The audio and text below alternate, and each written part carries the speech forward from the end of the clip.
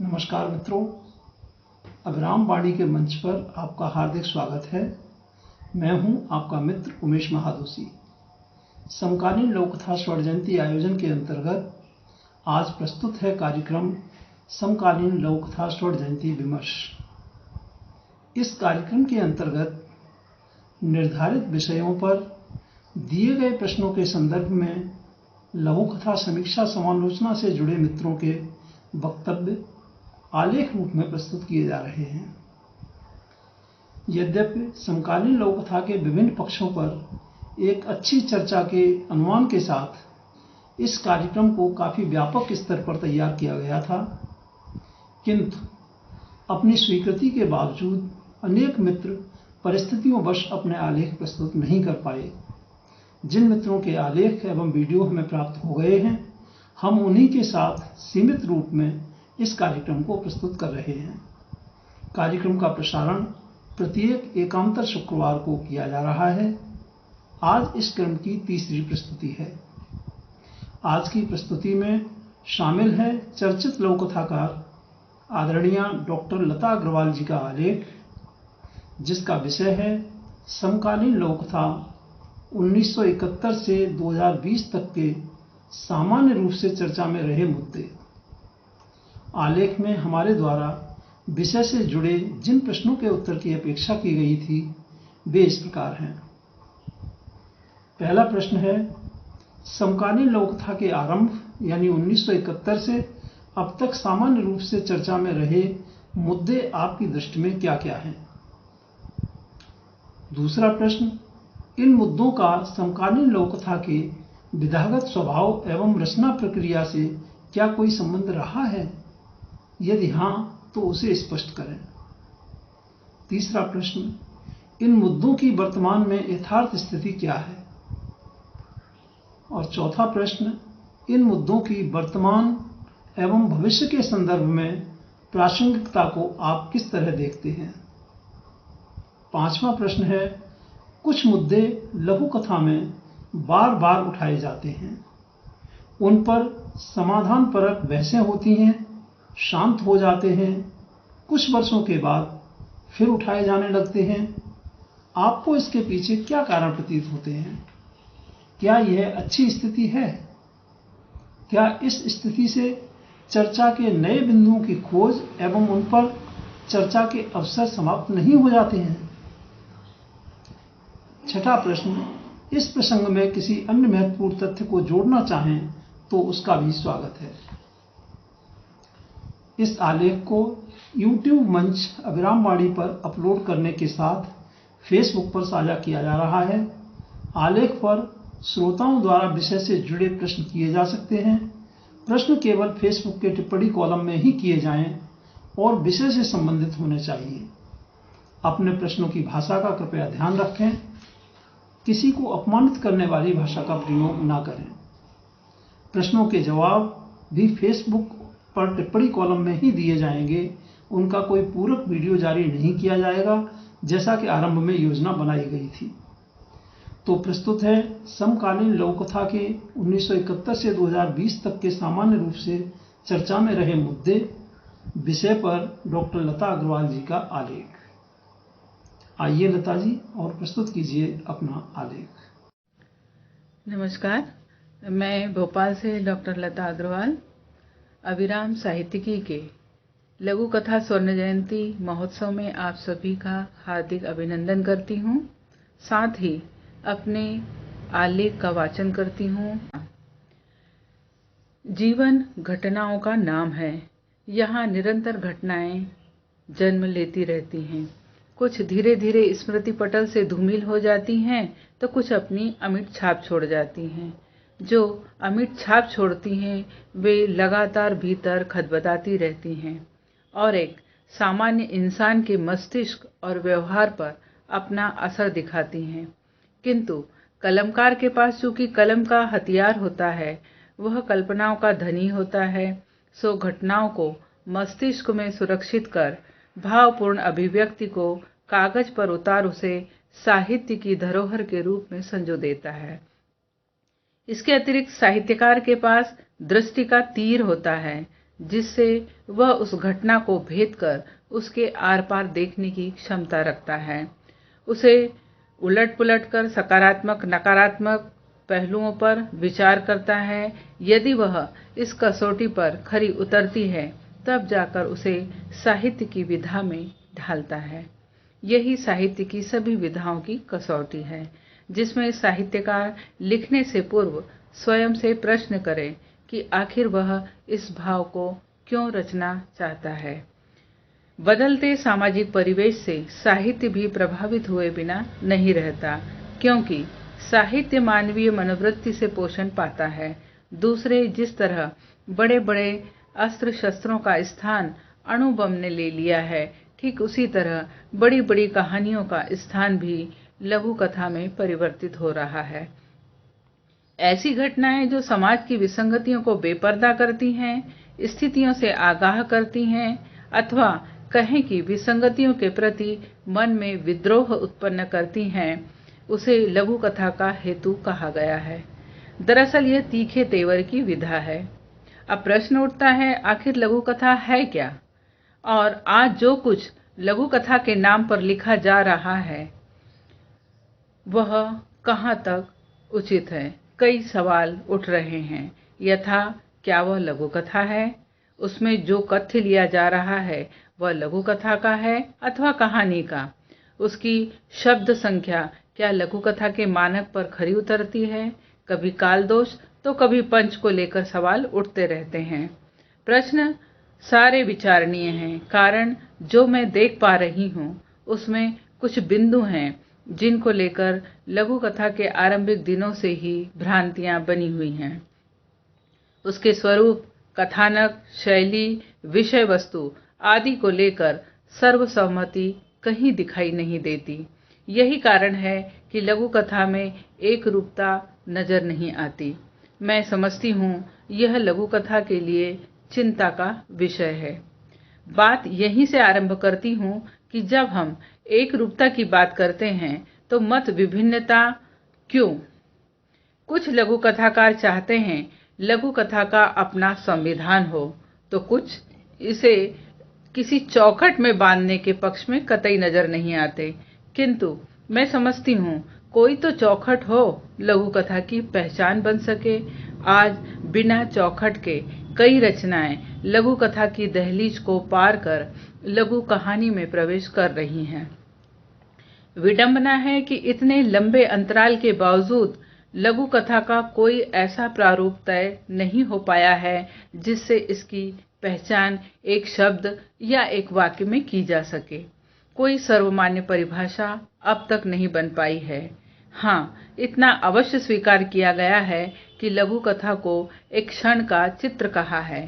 एक क्षण क्या है, विषय को लेकर पहले भी संदिग्धता थी, आज भी है, जिसमें फ्लैशबैक की रियायत मिलने से उसका भरपूर लाभ लेखकों ने उठाया है। एक क्षण को वर्तमान में रखकर किसी के जीवन की पूरी घटना को फ्लैशबैक में कहकर उसे लघु कथा का नाम देना कहाँ तक उचित है, इस विषय पर चर्चा होनी चाहिए। तय होना चाहिए कि आखिर लघु कथा में फ्लैशबैक का कितना प्रयोग न्यायोचित है। अब जाहिर सी बात है कि एक क्षण की घटना का वर्णन है तो उस रचना का स्वरूप भी छोटा होगा, किंतु इस छोटे स्वरूप पर पहले से ही बहस चलती रही है और आज भी चल रही है। कारण 100 से लेकर 150 शब्दों तक इसकी शब्द सीमा अलग अलग लघु कथाकारों ने तय की जाती है। मैंने 35 से 50 शब्दों की बेहतरीन लघु कथाएं देखी हैं, जिसके आधार पर मैं कह सकती हूँ कि इस सूक्ष्म स्वरूप को मद्देनजर रखकर ही लघु कथा की कल्पना की गई होगी। वर्तमान में लघु कथा की मूल पहचान लघुता कहाँ तक सुरक्षित रह पाई है, यह एक बड़ा सवाल है। इसमें संदेह नहीं कि लघुता ही लघु कथा की प्रथम पहचान है, किंतु विडंबना यह है कि लघु कथा की संक्षिप्तता को अलग अलग दृष्टि से लिया जा रहा है। अमूमन यह धारणा बन गई है कि कम शब्दों में कोई गद्य रचना लिख दी वह लघु कथा हो गई। इस धारणा को आज हम बहुतायत से देख रहे हैं, जिससे लघु कथा मजाक बनकर रह गई है, जिससे लघु कथा का स्तर भी गिरता जा रहा है। संभवतः ऐसा वक्त पहले भी रहा होगा जिससे क्षुब्ध हो कामतानाथ जी ने ये शब्द कहे, भाई लघु कथा मेरी दृष्टि में बकवास है, महज एक मन बहलाने का साधन। यद्यपि यह सदैव सत्य नहीं है, किंतु आज इसे सिरे से नकारा भी नहीं जा सकता। लघु कथा बेहद गंभीर विधा है, बशर्ते इसे गंभीरता से लिया जाए। यहाँ मैं कहना चाहूंगी, लघु कथा के विषय भी अलग होते हैं। यह बात लघु कथाकार को समझनी होगी। इस संबंध में डॉक्टर शंकर पुणतांबेकर जी स्पष्ट करते हैं कि लघु कथा आकार में लघु किंतु गहन गंभीर शैली के द्वारा समाज व्यवस्था के व्यापक संदर्भों से जुड़ी एक ऐसी विधा है जो सहज संवेदना चेतना को एकदम स्पंदित कर देती है। यहाँ इस स्पंदन और संवेदना के पैनेपन को समझने की आवश्यकता है, जो मैं समझती हूँ खलील जिब्रान, शंकर पुणतांबेकर, रमेश बत्रा जी आदि की लघु कथाओं में हमें देखने को मिलती है। कथ्य के संपूर्ण प्रभाव को सुरक्षित रखते हुए शब्द की मितव्ययता हो, किंतु चिंतन का विस्तार रहे। नंद चतुर्वेदी की बात से काफी हद तक सहमत हूँ। अधिकांश लघु कथाएं जो आज छपती हैं, बड़ी कथाओं का छोटा रूप है। सच, पात्र का संपूर्ण जीवन फ्लैशबैक में उतारने का यह तरीका कितना उचित है, यह समझने की आवश्यकता है। डॉक्टर शकुंतला किरण जी इस संबंध में कहती हैं, लघु कथा एक कम आय वाले अर्थशास्त्री का अपना निजी बजट है, जिसे वह प्रबुद्धता के साथ बहुत सोच समझकर इस प्रकार बनाता है कि प्रत्येक पैसे का सार्थक उपयोग हो सके। अर्थात यहाँ निरर्थक के लिए कोई स्थान नहीं है। अब यह लेखक को तय करना होगा कि विषय के प्रति वह कितना गंभीर है, साथ ही क्या वह विषय को लघु कथा के शिल्प और आकार में ढाल सकेगा, क्योंकि कोई भी लघु कथा अपने विषय, आकार, शिल्प, शैली, भाषा, पंच आदि के साथ एक संपूर्ण विधा कही जा सकती है। क्यों? इस संबंध में राजेंद्र यादव जी ने लघु कथा को कहानी का बीज कहा है। यह लघु कथा वह बीज भी पाठकों के मस्तिष्क में बोती है। समझने वाली बात यह है, क्या आज की लघु कथाएं वह बीज रूप ले पा रही हैं? जिन्हें पढ़ सुनकर पाठक के मन में कोई बीज पनपता है। इस संबंध में पुनः डॉक्टर शकुंतला किरण जी के कथन को रखना चाहूंगी कि लघु कथा अपनी समाप्ति पर पाठक के मस्तिष्क में खुलती है। पाठक की चेतना को उद्दीप्त कर कोई गंभीर चिंतन भी सौंप सके। मुझे कहते हुए संकोच नहीं कि बहुत कम लघु कथाएं इस कसौटी पर खरी उतरती हैं। अतिशयोक्ति न होगी यदि कहूं, कहानी से कहीं अधिक मुश्किल है लघु कथा लेखन।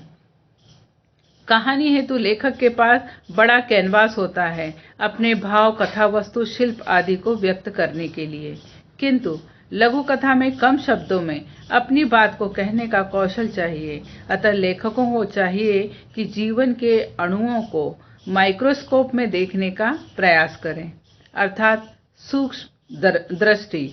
यही लघु कथा की शक्ति है। एक हल्की सी असावधानी के साथ लघु कथा कहानी के क्षेत्र में प्रवेश कर जाती है।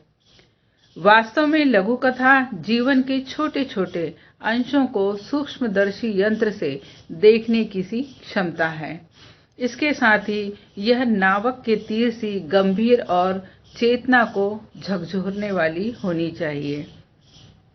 यह तभी संभव है जब भाव का ताप इतना गहरा हो कि अपनी ऊष्मा से रचनाकार को झुलसाने न लगे, तब तक लघु कथा बन नहीं पाती। आज हम देख रहे हैं कि अज्ञानतावश या उचित जानकारी के अभाव में लघु कथा में व्यंग और हास्य के भेद को गंभीरता से नहीं लिया जा रहा, जिसकी वजह से लघु कथा महज चुटकुला मात्र बनकर रह गई है। सन 1970 के दौरान भी यही हुआ था।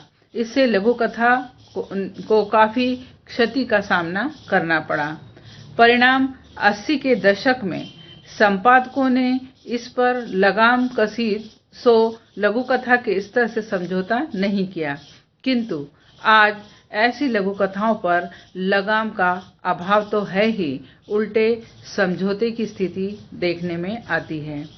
एक और महत्वपूर्ण बात, उस समय सारिका, धर्मयुग जैसी पत्रिकाओं में जब लेखक अपनी लघु कथा या अन्य रचना भेजता था तो अस्वीकृत होने पर पत्र के द्वारा सूचित किया जाता था, उसकी कमजोरी के साथ। इससे सुधार की संभावना बनी रहती थी। आज प्रकाशन बाजारवाद से प्रभावित है। रचनाएं पैसे देकर छप रही हैं, इसीलिए अस्वीकृति का तो प्रश्न ही नहीं उठता।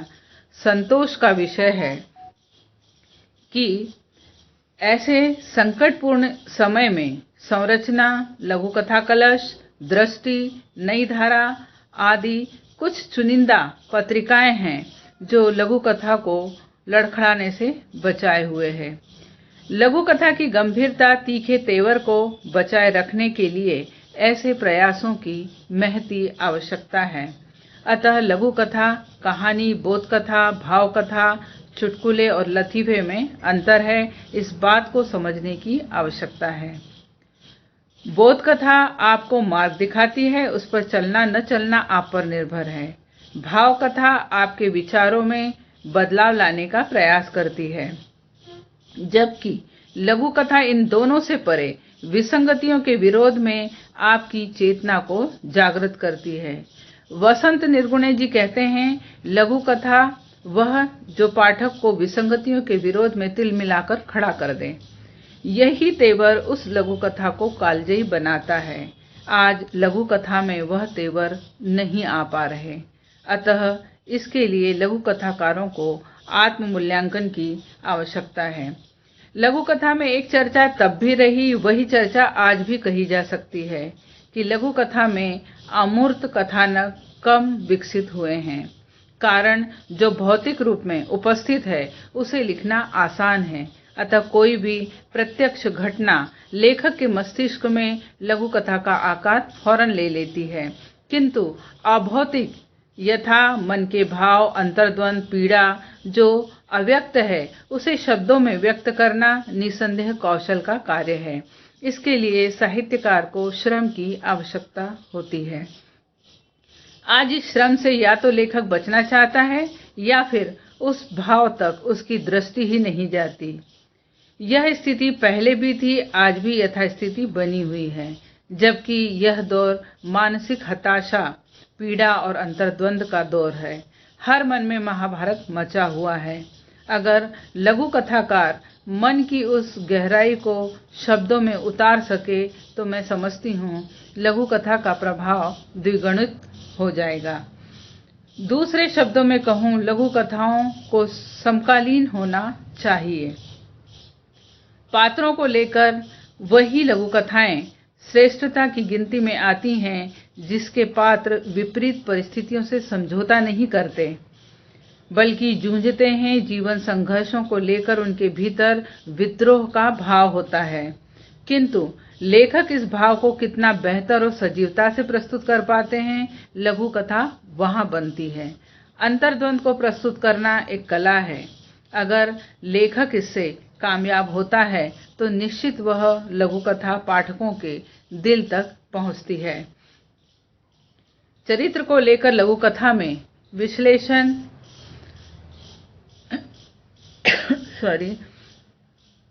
चरित्र को लेकर लघु कथा में विश्लेषण की गुंजाइश बहुत कम है, अतः पात्र के किसी एक पक्ष को भी वह इंगित कर पाती है। इसलिए कहा गया है, जैसा कि लघु कथा के संदर्भ में उंगली उठाकर दिखाना ही चरित्र स्वीकृति को दर्शाना है। आज हम जो लघु कथाएं देखते हैं उसमें पात्र के संपूर्ण जीवन का व्रत खींच दिया जाता है। लघु कथाकार शमीम शर्मा जी ने भी इस ओर इशारा किया है कि लघु कथा दिग्भ्रमित मुसाफिर की उंगली पकड़कर नाजिल तक छोड़कर नहीं आती, बस दूर से ही मंजिल की ओर संकेत कर देती है। एक बात और कि लघु कथा में नरेशन के लिए कोई स्थान नहीं है। यह समझने की आवश्यकता है कि आज लघु कथा में नरेशन हावी होता जा रहा है, इसी से उसके आकार में विस्तार हो रहा है। लघु कथा का मुख्य कार्य है पाठक की संवेदना को जागृत करना। यद्यपि यह कहा जाता है कि यह विधा किसी लक्ष्य को लेकर नहीं चलती, जबकि बिना उद्देश्य तो कोई रचना हो ही नहीं सकती। इसका लक्ष्य व्यक्ति को व्यवस्था की विकृति से परिचित कराना है।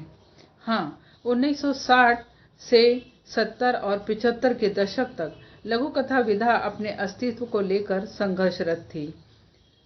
आज उसने अपना एक मुकाम हासिल कर लिया है।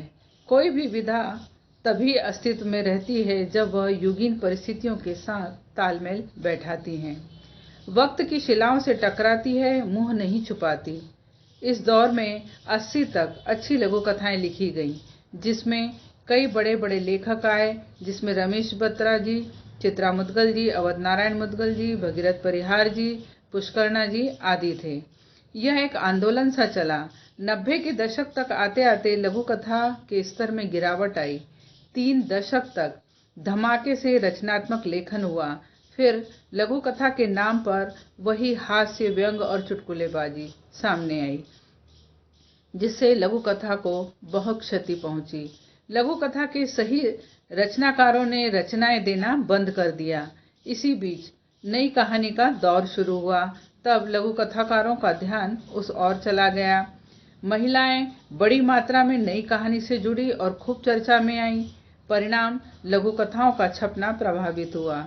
जो बड़ी पत्रिकाएं लघु कथा को छाप रही थीं, वो लगभग बंद होने की कगार पर आ गईं। कुछ किताबें जो लघु कथा को फिलर के रूप में डालती थीं, उन्होंने भी स्थान देना बंद कर दिया। इसी से लेखकों का ध्यान इस ओर से हट गया। अतिशयोक्ति न होगी यदि कहूं कि 90 के दशक ने लघु कथा को नकार दिया था। आज फिर वही हालात बने हैं। बीच में भारी मात्रा में लघु कथा लेखन हुआ, किंतु समस्या वही बनी, लेखन के स्तर में गिरावट। लघु कथा में 70 के दशक में जो विषयों का अभाव माना जा सकता था, किंतु क्योंकि वह आरंभिक अवस्था थी। आज यद्यपि लघु कथा ने अपना कैनवास बड़ा किया है, फिर भी आज कई ऐसे विषय हैं जिनसे लघु कथा की दूरी बनी हुई है। कोई विधा जब कालातीत कालजयी विषयों को लेकर चलती है, तभी वह समय के दौड़ में खुद को महफूज कर पाती है। त्रिलोकीनाथ ब्रजवाल और शशि कमलेश का यह कथन इस बात का प्रमाण है कि हम लघु कथा की सोई विधा को फिर से जगाना चाहते हैं, तो हमें लघु कथा में युग बोध को लाना होगा। इसका उदाहरण 1975 में सारिका के किसी अंक में लघु कथाएं छपी, जो ऐतिहासिक दस्तावेज बनी, क्योंकि उसमें तत्कालीन आपातकाल पर गहरा कटाक्ष था, जिसे सरकारी सेंसरशिप के रहते काट छांट दिया गया और कईयों को काली स्याही से पोत दिया गया। संभवतः व्यवस्था को इनसे खतरा महसूस हुआ था, किंतु इसके उल्टे लघु कथा की चर्चा को बल मिला। कहने का तात्पर्य यह है कि लघु कथा शस्त्र की तरह कार्य करे, जिससे आतताई अत्याचारी भय खाएं।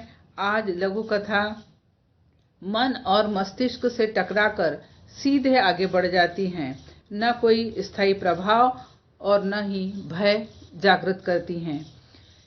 लघु कथा के लिए कहा गया है, यह एक छापामार कला है। लूट करो और भाग जाओ वाली नीति इसमें अपनाई जाती है। सावधान करने वाला कोई काम नहीं।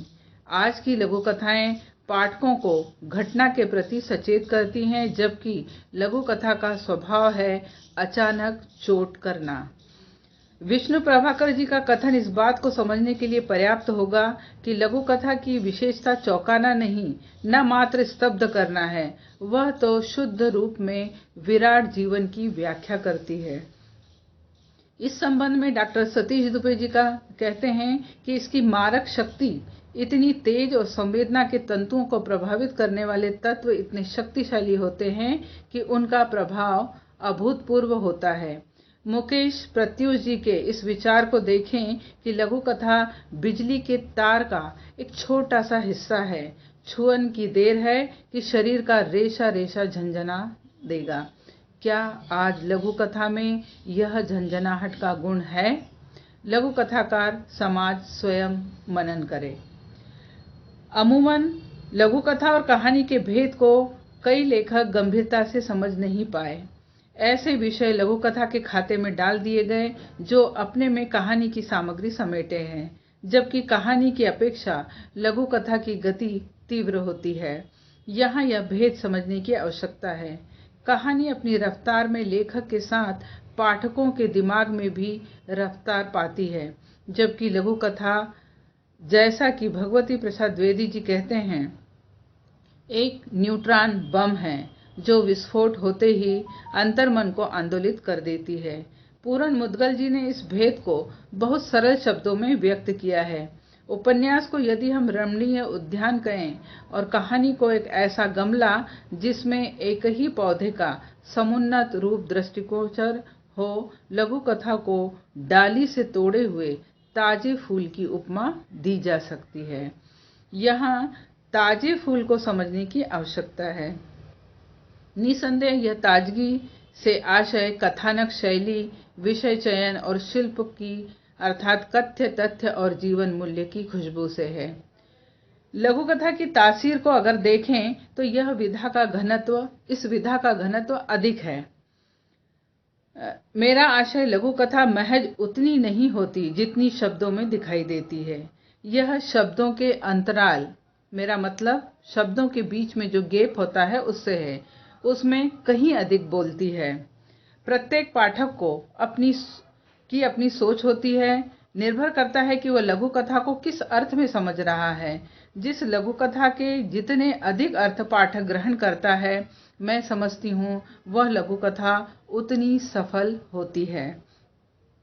उदाहरण के तौर पर रमेश बत्रा जी की क्या कहूँ कहानी पर गौर कीजिए। महज 35 शब्द, 1.5 पंक्ति की लघु कथा। ए रफीक भाई सुनो, उत्पादन के सुख से भरपूर थकान की खुमारी लिए रात में कारखाने से घर पहुंचा तो बेटी ने एक कहानी कही। एक लाजा है, वो बहुत गलीब है। एक बाल मुख से निकला मासूम सा वाक्य, लाजा है, वो बहुत गलीब है। संपूर्ण लघु कथा इस एक वाक्य में निहित है। यहाँ गलीब शब्द की व्यंजना की जा सकती है। वह पिता जो बच्चे को समय नहीं दे पा रहा इसलिए गरीब है, उसकी आवश्यकताओं को पूरा नहीं कर पा रहा, या फिर बच्चों की परवरिश हेतु उसका श्रम थकन बच्चों को द्रवित कर रही है, या फिर वह जीवन संघर्ष में पिता अपनी मुस्कुराहट कहीं खो आया है। ये है लघु कथा की व्यापकता, जो कहानी को बराबरी से टक्कर देती है। लेखक अपने विचार भीतर का ताप शब्दों में उड़ेल देता है, किंतु वह ताप पाठकों पर कितना चढ़ता है यह मुख्य विषय है। सब कुछ लेखक न कहे, पाठक से दिमागी वर्जिश मांगती है लघु कथा।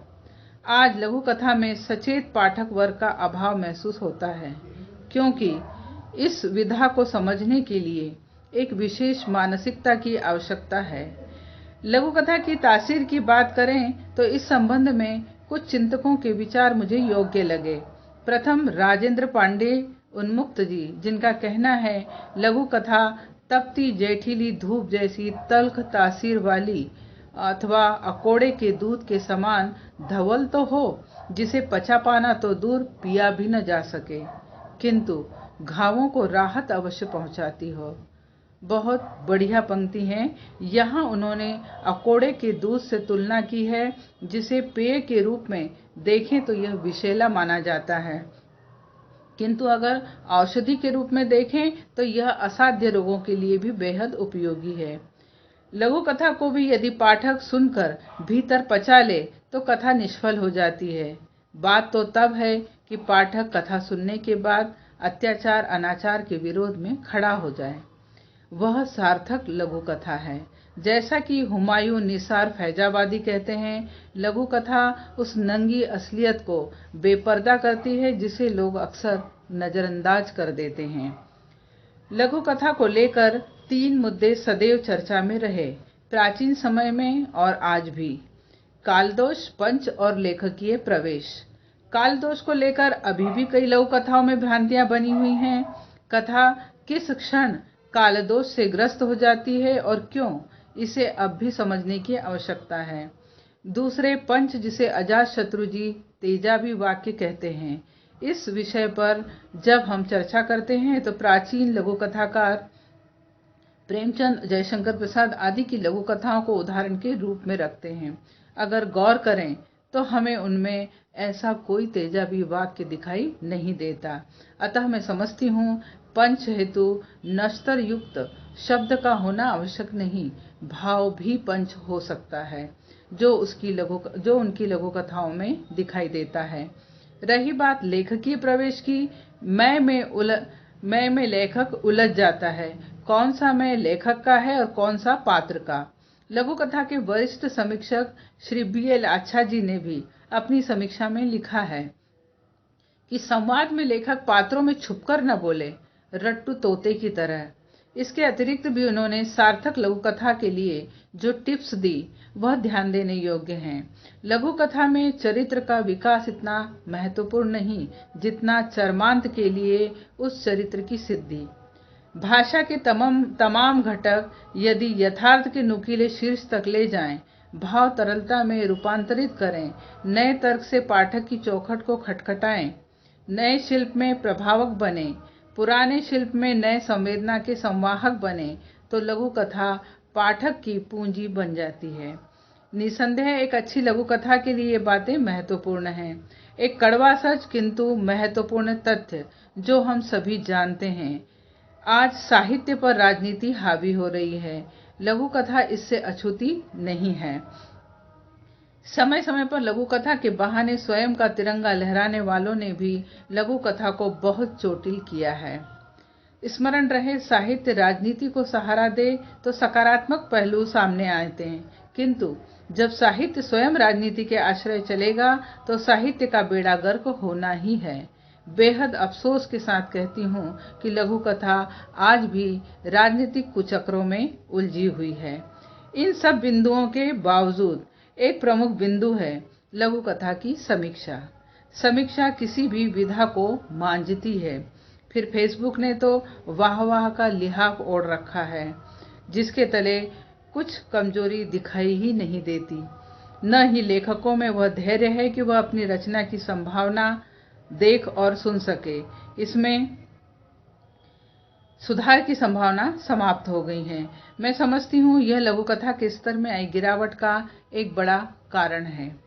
कमलेश्वर जी के संपादन में निकलने वाली पत्रिका सारिका में प्रकाशित लघु कथाओं पर खुलकर प्रतिक्रिया आती थी, बल्कि उन प्रतिक्रियाओं ने कई तेज तर्राट समीक्षकों को जन्म दिया, जिससे लघु कथा की रचना प्रक्रिया को खूब तराशा गया।